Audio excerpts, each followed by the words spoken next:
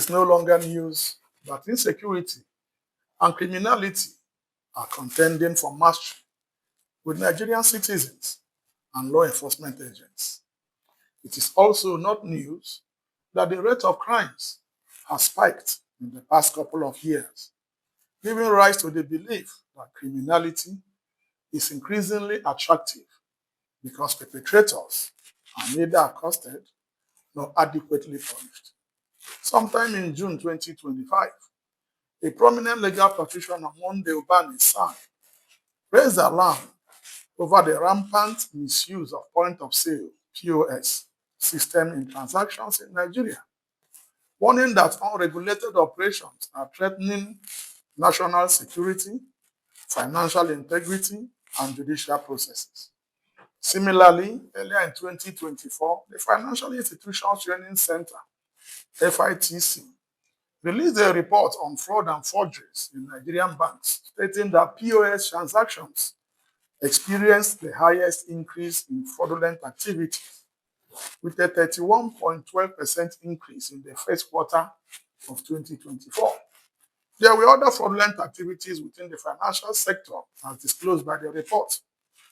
The report was corroborated by the Nigerian Cybercrime Unit, which stated that POS fraud had sharply increased between 2022 and 2023 by 40%. It is against these reports and the attendant wailing by victims that we chose to look at this topic: financial crimes and the question of regulation.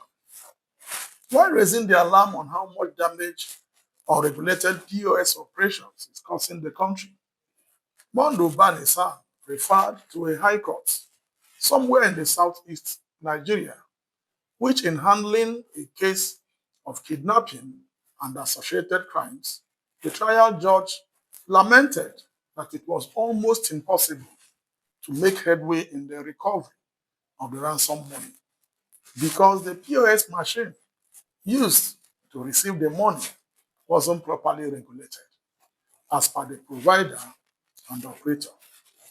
It is sad and even shocking that in the 21st century Nigeria, with our budgets, our national budgets in the region of multiple trillions, and allocation to security taking up a huge chunk, billions of naira are lost to POS operations and heads are not rolling.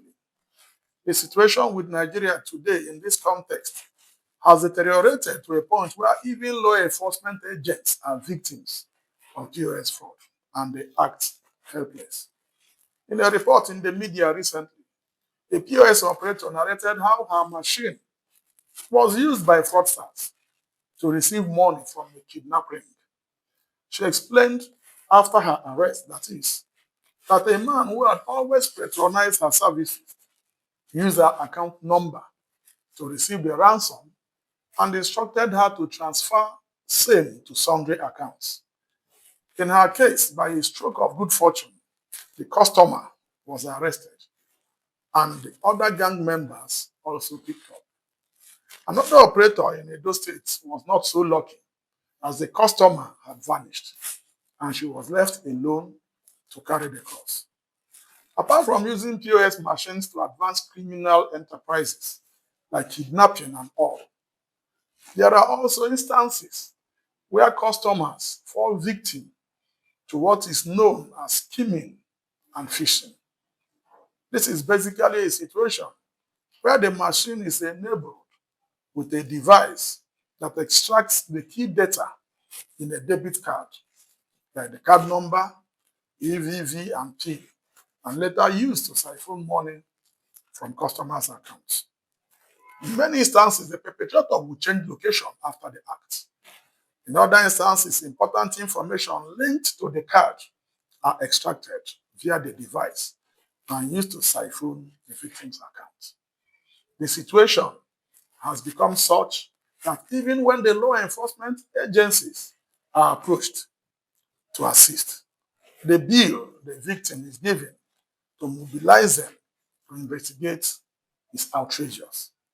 I personally had an encounter early this year at the headquarters annex of the Nigeria Police at Alagbo in Lagos State in a matter where a visa applicant handed out his bank and debit card details to a visa agent, and later his account was used as a recipient and channel for fraud money.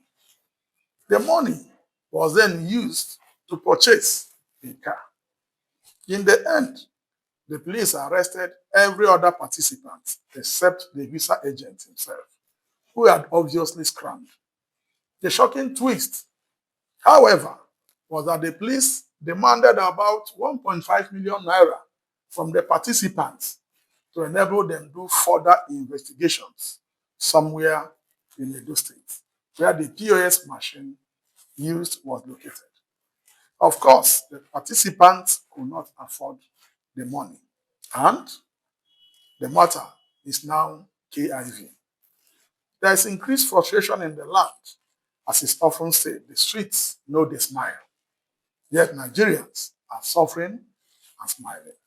We will continue this in part 2. Stay with us and also follow us on all our socials as a reference page. Like, comment, and share. My name is Ben Abraham, and this is Criminal Justice Focus. Thank you.